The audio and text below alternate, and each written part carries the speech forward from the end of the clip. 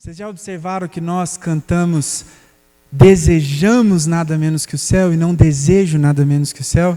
Você já observou que nós cantamos foi por nós e não foi por mim?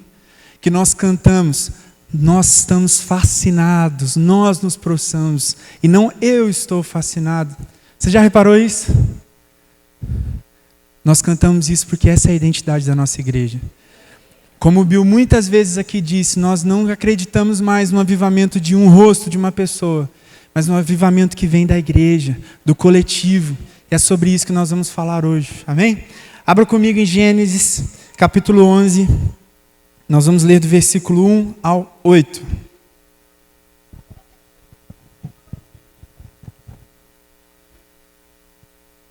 Gênesis 11, 1 ao 8. Muitos de vocês certamente já conhecem essa passagem. Vamos ler juntos. E toda a terra era de uma língua e de uma fala. E aconteceu que eles, viajando do leste, acharam uma planície na terra de Sinar. E eles habitaram ali.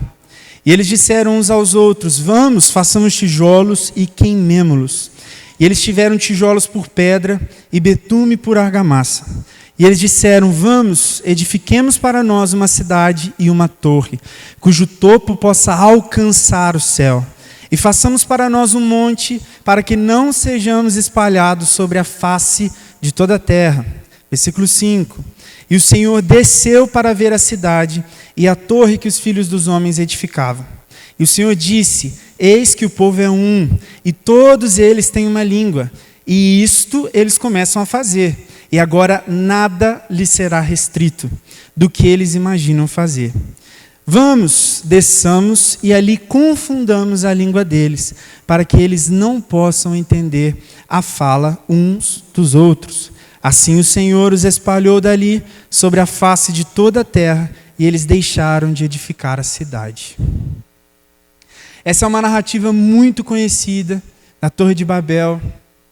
E aqui nós temos os descendentes de Noé, dilúvio, a salvação que Deus trouxe à humanidade pela vida e pela família de Noé, que foi achado justo no meio daquele povo corrompido. Então aqui não são pessoas aleatórias, são os descendentes de Noé.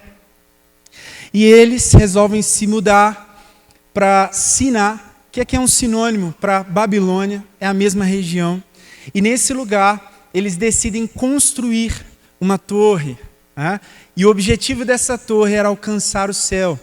Mas um detalhe muito interessante que o texto destaca, tanto no primeiro versículo como em outros versículos, que esse povo eles tinham uma característica. Qual era a característica desse povo? Vamos lá.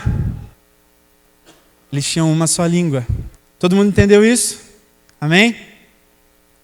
E isso é muito importante. Através dessa característica desse povo, ter apenas uma só língua, eles estarem ali alinhados, a palavra de Deus diz que nada seria, digamos assim, impossível para eles. Eles seriam capazes de construir ou fazer tudo que eles determinassem no coração. Mas então, falar uma só língua, construir algo, isso é incrível. Deus, ele aprova a comunhão deles, Deus ele aprova a unidade de um povo, amém?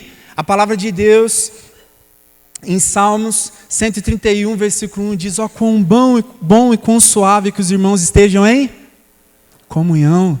Deus ele ama a comunhão, a palavra de Deus no Novo Testamento diz também que a nossa unidade traz a glória de Deus. Isso é bom aos olhos de Deus. Então qual o problema desse povo que teve a obra interrompida? A motivação do coração deles. A palavra diz que a intenção deles de erguer essa torre era por dois motivos. Eles queriam ser vistos, certo? Eles queriam ter um nome, e aqui um nome você pode entender de ter fama, né? Construir um nome na praça, ter fama, ser conhecido. E para que eles não fossem espalhados. Que intenção boa, né? Queria estar ali junto, um povo junto. Porém, existem dois pontos aqui muito interessantes que revelam a intenção do coração desse povo. O primeiro é que eles desejavam o reconhecimento dos homens. Eles queriam ter um nome, queriam ser famosos, mas diante de Deus, não, diante dos homens. E aí você já vê uma motivação errada no coração deles. Eles queriam alcançar o céu, não para conhecer mais de Deus, mas para serem conhecidos pelas pessoas. E aqui é interessante, porque nem tudo que você olha e parece estar indo em direção ao céu, realmente busca ou está indo para o céu. Deus nos livre de caminhar segundo as nossas próprias motivações. E o segundo ponto é que eles não consultaram o Senhor antes de construir esse monumento. Não tem aqui uma referência no versículo 1, e eles oraram ao Senhor e o Senhor disse, construa, assim como ele fez com Noé. Ele disse a Noé, construa uma arca, e deu todas as instruções. Aqui não. Todo o projeto veio dos homens, com a intenção do coração dos homens. E esse era o segundo problema dessa edificação.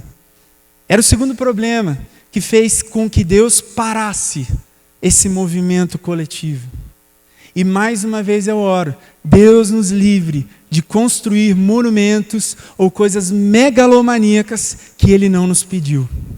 Deus nos livre. Nós não queremos nessa igreja caminhar com a intenção do coração corrompida, errada. Os nossos olhos estão em Jesus. Mas existe algo que deve ser observado dessa passagem. A característica desse povo de ter apenas uma língua. Essa característica, ela é muito relevante. Porque se você observa o que é uma língua, a língua ela representa um povo. A língua ela expressa uma cultura. Por exemplo, se você for à França, você vai perceber que eles prezam muito pelo francês. Se você fala inglês, talvez você receba uma resposta um pouco mal educada, né? Por quê? Porque a língua, para eles, é um ponto central da cultura. O francês, ele carrega uma história. Então é importante que um povo caminhe com uma língua, porque essa língua ela vai ser representativa. Porém, aquilo que nós falamos vem do nosso coração. A palavra de Deus diz em Mateus 12, 34, que a boca fala aquilo que o coração está cheio. O que nós, como igreja, temos no nosso coração para fazer ecoar nas ruas dessa cidade, de Juiz de Fora? O que nós, coletivamente, pretendemos fazer ecoar nessa cidade, em todo o Brasil? O que nós, na adoração, que tipo de canção nós vamos erguer? Você vai observar que nessa casa, as nossas canções, elas apontam para Jesus. Elas apontam para a obra redentora de Cristo. E quando nós convidamos vocês a cantar, nós não estamos querendo que vocês cantem as nossas canções. Não há esse tipo de ambição no nosso coração. Mas nós queremos que essas canções, elas revelem a motivação do nosso coração, que é exaltar o nome de Jesus Cristo. É dizer, Senhor, nós cremos na sua obra, nós cremos, nós tomaremos o cálice da salvação e nos voltaremos a Ti. E nesse sentido, eu quero que você abra comigo a Bíblia, em Salmo capítulo 34, nós vamos ler verso 1 ao verso 3, Salmos 34. Essa característica de um povo que tem uma língua, ela é importante porque o próprio Deus diz em Gênesis 11 que um povo que caminha sobre uma mesma direção, que fala uma mesma língua, ele consegue construir coisas incríveis. Quando nós olhamos para a história, por exemplo, nós temos as pirâmides de Gizé, no Cairo, no Egito. E aquelas pirâmides hoje, elas causam muita dúvida, porque as pessoas não entendem como aquilo foi construído. Pedras gigantescas, toneladas de pedras empilhadas para construir a tumba do faraó. E existem pessoas que preferem dizer que foram alienígenas que construíram as pirâmides do que assumir o poder que existe na comunhão de um povo alinhado.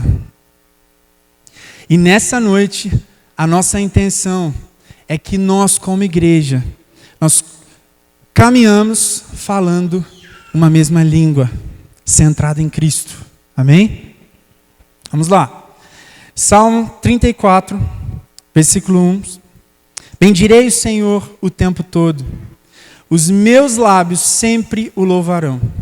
Minha alma se gloriará no Senhor. Ouçam os oprimidos e se alegrem. Proclamem a grandeza do Senhor comigo. Juntos exaltemos o seu nome. Aqui é um salmo que foi escrito por Davi. E existe uma transição muito interessante de uma dimensão pessoal e individual do louvor para uma dimensão coletiva. Acompanhe comigo. No versículo 1, Davi diz assim: bendirei o Senhor o tempo todo. É uma declaração individual. Os meus lábios sempre o louvarão. Os meus lábios. É a declaração, é o testemunho de Davi. A minha alma se gloriará no Senhor.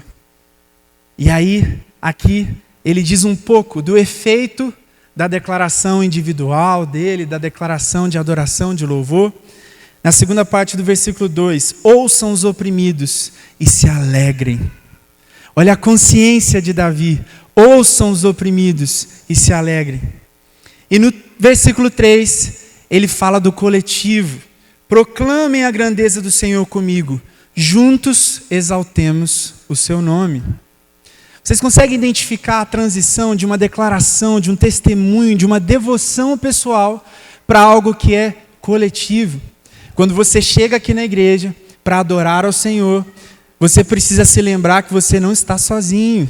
Você está em comunidade, a comunidade que você escolheu para congregar. E glória a Deus, eu creio que nós somos uma igreja que nas nossas casas, no trabalho, onde nós estamos, nós constantemente rendemos louvor e adoração ao Senhor.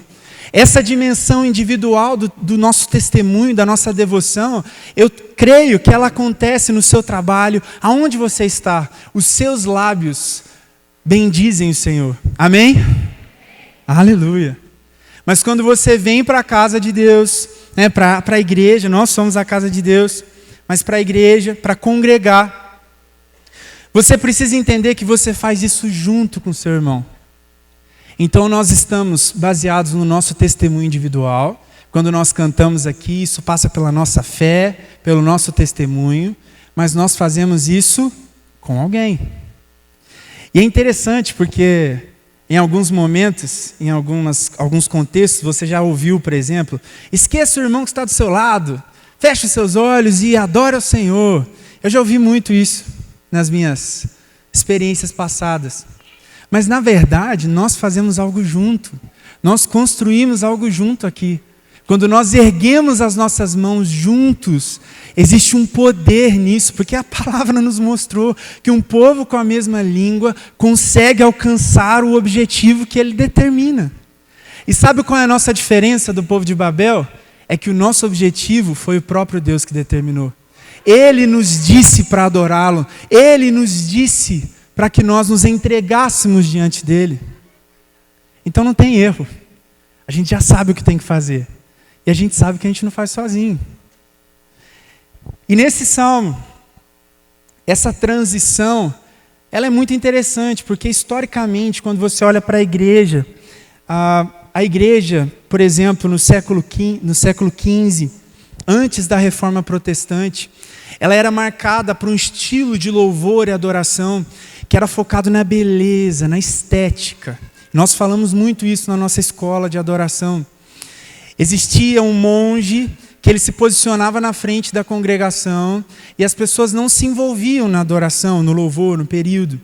Ele cantava em latim, uma língua que a maioria das pessoas não tinham nenhum domínio, e o canto gregoriano, que era um canto que prezava muito pela estética, mas não tinha envolvimento das pessoas. Em alguns momentos, isso acontecia inclusive de costas, e as pessoas permaneciam observando. E a partir da Reforma Protestante, algo que Lutero trouxe foi a participação da comunidade, da congregação, durante o período de louvor e adoração. As canções agora eram cantadas na língua deles, em alemão, e as pessoas se expressavam. E Lutero, em diferentes escritos, ele testemunha que pessoas saíam de lá curadas, que pessoas aflitas tinham paz durante o período da adoração, do louvor. E o mais interessante é que Lutero ele é conhecido por ter escrito uma canção que se chama Castelo Forte. Quem aqui já ouviu? Tem no Inário, certo? E é uma canção responsiva, assim como a nossa, Jesus vive. Castelo forte é o nosso Deus. E as pessoas respondiam. Era um tipo de canção para envolver as pessoas, como nós fizemos. Jesus vive, a morte não o segurou. E me diz uma coisa. Algo se estabeleceu para que a vontade de Deus seja feita, para envolver a comunidade. E por que a gente chega hoje na igreja e fica esperando que o ministro faça algo e a gente não se envolve? É horrível isso. É horrível, porque algo nos foi dado da parte de Deus. Deus usou um homem para mudar o contexto das coisas, para que nós como igreja, para nós podermos nos erguer as nossas mãos, e aqui no Brasil nós temos liberdade de cantar alto, de gritar, como o pastor Bill disse. Em outros lugares as pessoas não podem pronunciar nada, porque elas vão ser mortas. Aqui nós temos liberdade, e nós não nos envolvemos com algo que foi direcionado por Deus, um presente de Deus para a igreja, através da vida de Lutero. E Davi, voltando no Salmo 34, você já se perguntou, por exemplo, quando nós lemos aqui, e Davi ele faz uma declaração individual e logo ele muda para essa declaração coletiva, para quem Davi falava? Quem ele está convidando para proclamar a grandeza do Senhor com ele? Vamos lá, abra a Bíblia comigo em 1 Samuel, capítulo 22. 1 Samuel, o final do capítulo 21 e o capítulo 22, mostra o contexto de Davi quando ele escreveu esse salmo. Davi, ele fugindo de Saul, ele se refugia na cidade de Gate. Eu não sei se vocês se lembram, se recordam. Davi, ele derrubou pelo Senhor Golias. Golias de onde? De Gate. Então era a terra dos filisteus. E Davi, com medo de Saul, foge para Gate. E quando ele chega lá, eu acredito que ele tem dimensão do que ele tinha feito. Ele foi se refugiar num lugar que ele certamente seria morto. E ele tem noção disso. A Bíblia conta em Samuel, no final do versículo do capítulo 21, que Davi se fez de louco. E no momento que ele se faz de louco, ele é liberado. E Davi, logicamente, fica feliz, a vida dele foi salva, né? Mas Davi, ele se esconde na caverna de Adulão. E aí vamos ler juntos. 1 Samuel, capítulo 22, versículo 1. Davi retirou-se dali e se refugiou na caverna de Adulão. Quando ouviram isso, seus irmãos e toda a casa do seu pai desceram ali para ter com ele. Versículo 2. Ajuntaram-se a ele todos os homens que se achavam em aperto, todo homem endividado e todos os amargurados de espírito. E ele se fez chefe deles. E eram com eles 400 homens. Era para esse tipo de homem que Davi convidava para louvar o Senhor. Então eu quero conferir se você está entendendo o que está acontecendo aqui. Davi, ele professa a sua fé no Senhor, depois de quase ter morrido. E aí ele diz assim, vê se essa frase agora faz mais sentido para você. No versículo 2. Ouçam os oprimidos e se alegrem. Proclamem a grandeza do Senhor comigo e juntos exaltaremos o seu nome. E se você ler o capítulo 34... nos outros versículos, Davi ele declara outras coisas. Então ele diz no versículo 2 que os oprimidos se alegrariam. Ele diz no versículo 5 que aqueles para que olhassem para o Senhor ficariam radiantes de alegria. E ele diz no versículo 8 que nós veríamos como o Senhor é bom e seríamos felizes. Davi não está declarando isso para uma comunidade ali que está bem. Ele declara isso para pessoas endividadas, pessoas oprimidas, pessoas que não têm paz de espírito, porque Davi tinha a revelação de que a adoração e o louvor ao Senhor era poderoso para trazer paz para aquelas pessoas, para trazer alegria para aqueles que estavam tristes. Se Davi tinha essa consciência, e nós? Davi, ele caminhava conhecendo o Senhor. Sobre ele, nós temos o Senhor em nós. E o que nós estamos fazendo com isso? Quando nós chegamos aqui, muitas vezes, de forma muito prática, a gente se preocupa mais com os nossos problemas do que em erguer as nossas mãos e declarar a grandeza do Senhor para que o meu irmão seja curado, para que o meu irmão seja encontrado pelo Senhor. Eu entendo que existem pessoas que passam por momentos difíceis e aqui existe espaço para que você chegue e se derrame diante do Senhor. Existe conforto para você. Nós somos uma comunidade, um suporta o outro. Mas isso não pode ser todo dia. Porque nós somos renovados pelo Senhor. Ele é a nossa alegria, Ele é a nossa força. E por isso, nós como igreja, nós devemos chegar aqui e nos engajar com esse momento. Quando eu ergo as minhas mãos e quando eu digo, há poder no nome de Jesus. Ou quando eu canto, ó morte, onde está teu reinado? Nem a tumba conteve meu amado. Você está declarando salvação e pessoas vão ser encontradas. Pessoas vão ser alcançadas. Aleluia. Que o nosso coração esteja em fazer a vontade de Deus e não em satisfazer as nossas vontades.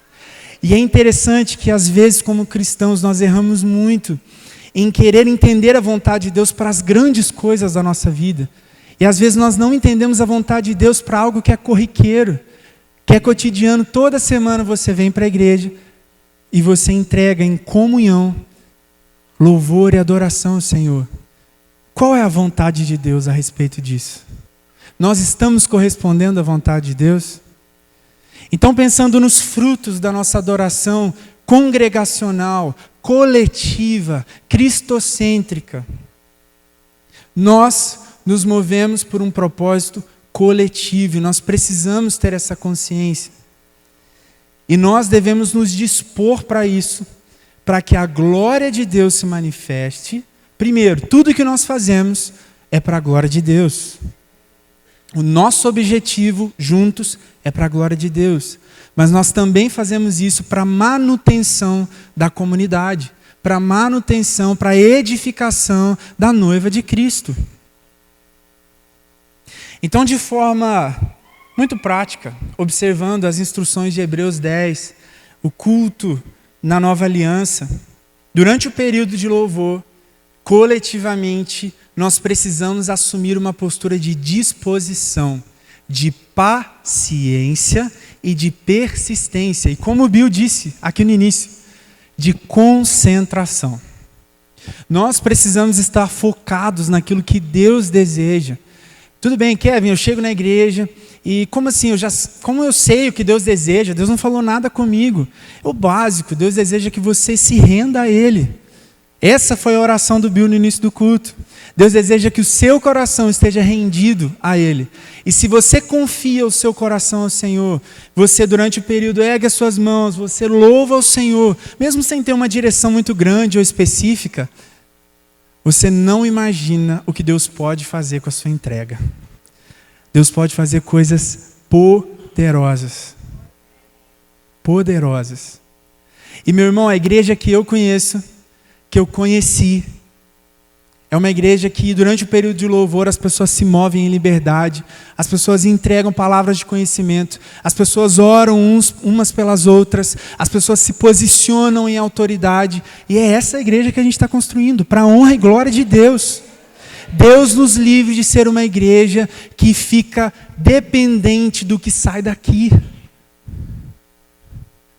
Deus nos livre de ser uma igreja morna, que não reage, que não se posiciona. Essa não é a nossa identidade, eu te garanto. Essa não é a nossa identidade. Então a nossa motivação, ela não vai estar nas belas palavras do ministro, ou o que ele fala aqui. Nós, como ministros, nós somos orientados nessa casa a guiar vocês, ouvindo o Espírito Santo.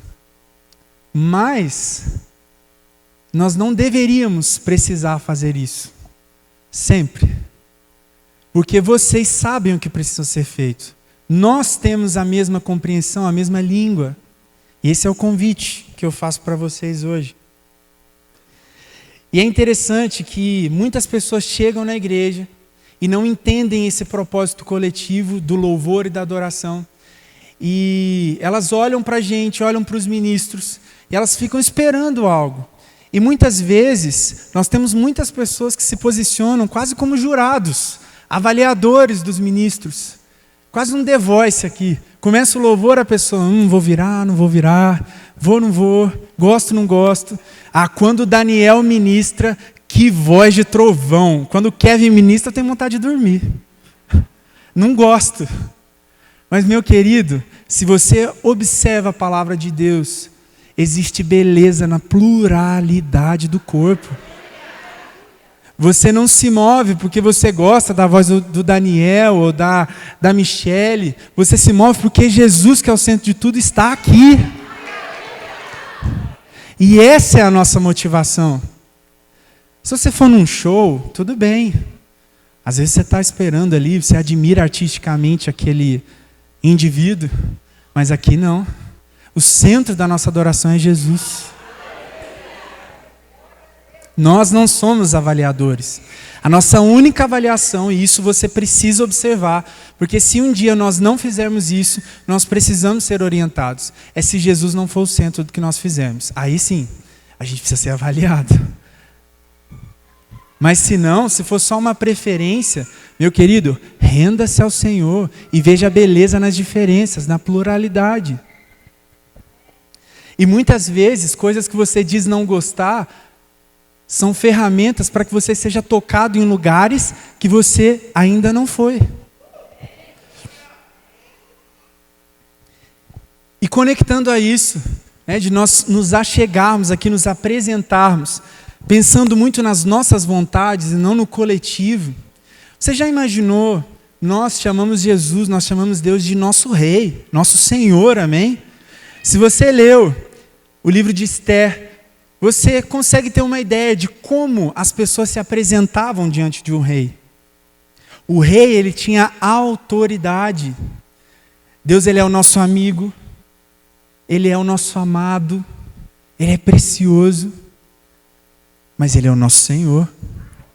E a palavra de Deus fala que nós devemos nos apresentar, ainda em Hebreus 10, ousadamente na presença do Senhor. Mas, se você observa a história, só o fato de Esther se apresentar diante do rei já era algo muito ousado. Ela poderia morrer naquele momento. E nós nos apresentamos porque através de Jesus nós temos acesso a Deus. E nós fazemos isso. Mas existem pessoas que se apresentam diante de Deus, mas elas querem que Deus responda exatamente da maneira que está no coração delas. E isso se aplica aqui. Se o ministro faz algo ou não, a sua adoração, o seu louvor, ela fica dependente da estética das canções, de como as canções são entoadas ou como o ministro conduz. Se Deus não se move de certa maneira, você não consegue ver Deus ali. Mas lembre-se, Deus é o nosso Senhor. Nós nos apresentamos diante dele e nós temos a graça de Ele nos conceder a sua presença. E como Deus quiser se manifestar, para nós será bom, perfeito e agradável. Porque a vontade dEle sobre nós é boa, perfeita e agradável. Então você precisa se apresentar aqui em comunidade, esperando aquilo que Deus vai fazer, e não aquilo que no seu coração você imaginou. O trovão, a tempestade, às vezes é só uma brisa, mas Deus está ali. E naquele dia tenha certeza que era isso que você precisava receber.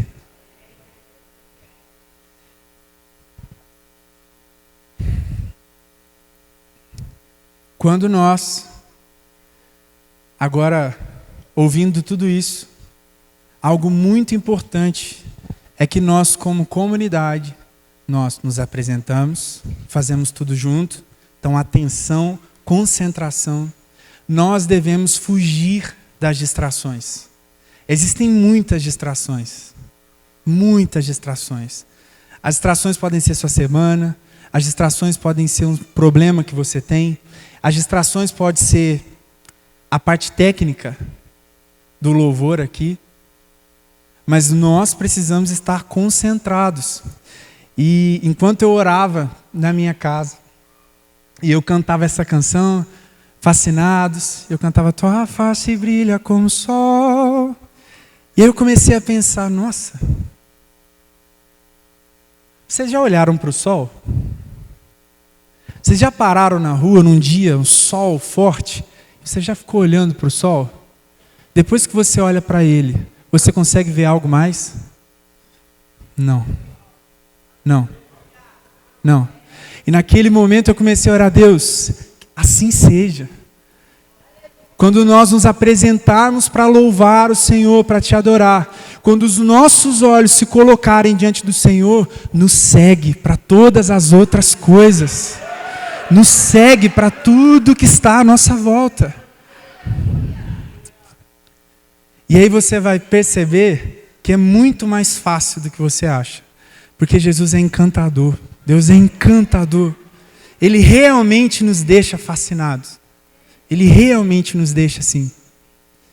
Então, de forma prática e objetiva, você precisa estar disposto a se colocar no seu lugar, a erguer as suas mãos quando for necessário, a fechar os seus olhos quando for necessário, a responder o Senhor em disposição e concentração.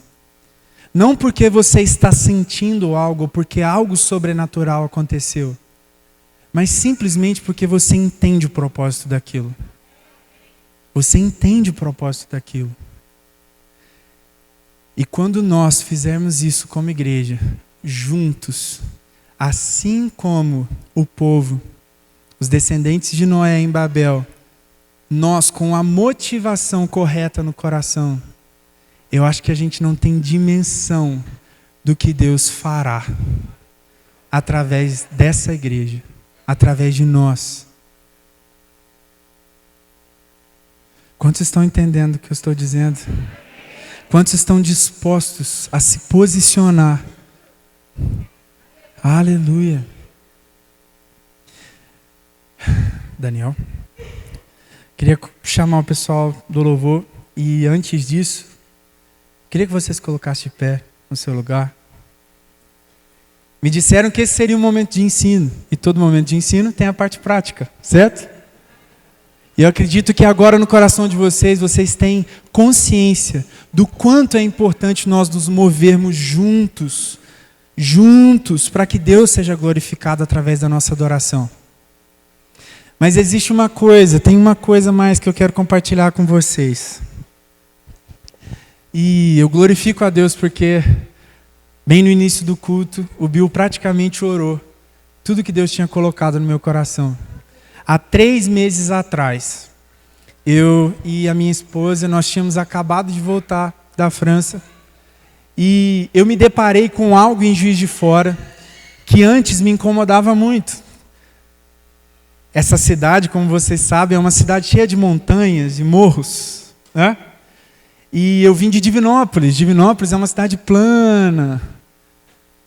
A gente estava na França, uma cidade tudo planinho. E eu cheguei aqui, olhei para as montanhas, eu falei, nossa, que morraiada. Eu vou lá para o São Pedro. Eu queria andar de bicicleta, mas se eu desço de bicicleta para o centro, eu não subo de novo. Eu não tenho energia para isso. E foi muito interessante, porque eu estava no ônibus, indo para Divinópolis, o sol se pondo, e o Espírito Santo me fez olhar para as montanhas, para os montes de Juiz de Fora. E eu fiquei olhando com outro olhar, com outra perspectiva. E o Espírito Santo colocou no meu coração Salmos 121, 1 e 2. Elevo os meus olhos para os montes, de onde vem o meu socorro. O meu socorro vem do Senhor que fez o céu e a terra. E eu escutei aquilo, eu fiquei, Deus, o Senhor está tentando me corrigir, porque eu não gosto de monte, aí o que o Senhor está falando comigo? E a Débora sabe, eu fiquei tempos tentando entender o que Deus estava falando comigo. E aí passava o tempo, e eu tinha dimensão que não era para mim, porque não fazia sentido. E quando eu fui convocado para estar aqui, o Espírito Santo começou a abrir os meus olhos.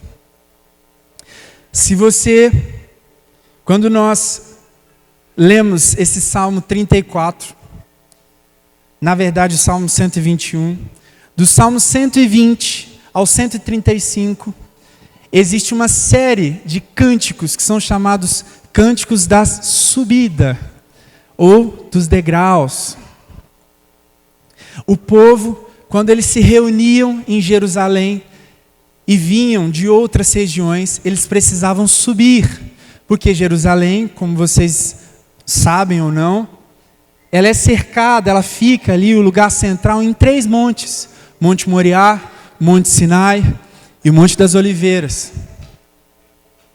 E o mais interessante é que no topo de diferentes montes foi estabelecido a tenda do Senhor no Monte Sinai e o templo de Salomão no Monte Moriá.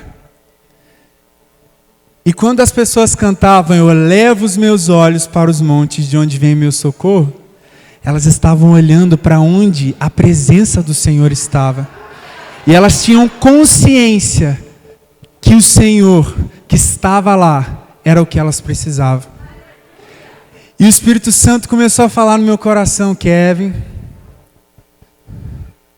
Juiz de Fora, cercada de montes,